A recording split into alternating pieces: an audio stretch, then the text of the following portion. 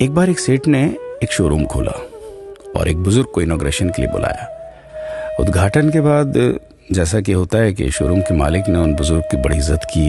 बड़ी इज्जत अफजाई करने के बाद उनको बताया कि देखिए, यहाँ पे 21,000 चीज़ें हैं इस शोरूम में बेचने के लिए। इसमें से आपको जो भी चाहिए, जितनी चाहिए आप ले लीजिए। बुजुर्ग हंसे और बोले कि इनमें से एक भी चीज़ मुझे जीने के लिए ज़रूरी नहीं लगती।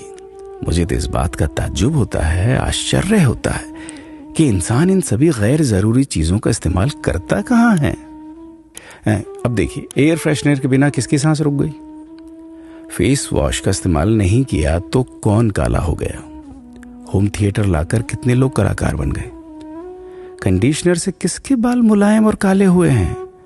अरे, जो डाइनिंग टेबल यूज करते हैं, क्या उनके घुटने नहीं दुखते? थोड़ा दिमाग पर जोर डालकर याद कीजिए कि हैंड वॉश के बिना आपके किस दादा के पेट में कीड़े हो गए थे।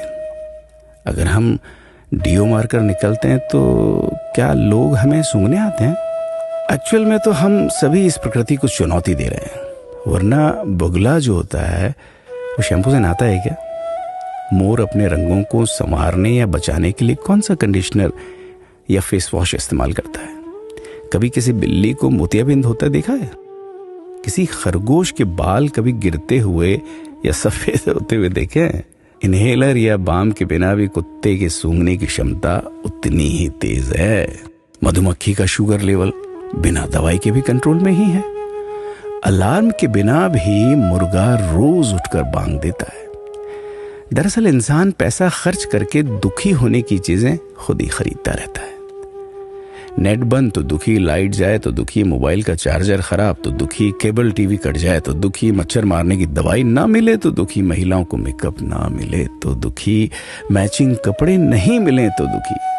आजकल इंसान 10 मिनट में 20 तरह से दुखी और परेशान रहता है। बाकी तो गुड़ की रोटी या प्याज रोटी खाकर हाथों का तकिया बनाकर पीपल के नीचे जो आराम से सो जाता है, उसे दुखी करने के लिए तो फरिश्तों को नीचे आना पड़ता है। ये सब देखा देखी का खेल है। सच तो यह है कि सुखी रहने के लिए बहुत कम खर्चा होता है, लेकिन दूसरों को दिखाने में कि मैं कितना सुखी हूं, इसी में बहुत ज्यादा खर्चा होता है। जैसे जैसे सुविधाएं बढ़ रही हैं, दुखी होने के रास्ते भी खुलते जा रहे हैं। अगर आपको ये सब सच लगता है तो लोगों को जागृत कीजिए और फिजूल खर्च से बचाइए। दोस्तों, खुद सुखी होने के लिए खर्च कीजिए, दूसरों को दिखाने के लिए नहीं। हाँ, लेकिन अपना ख्याल रखिएगा।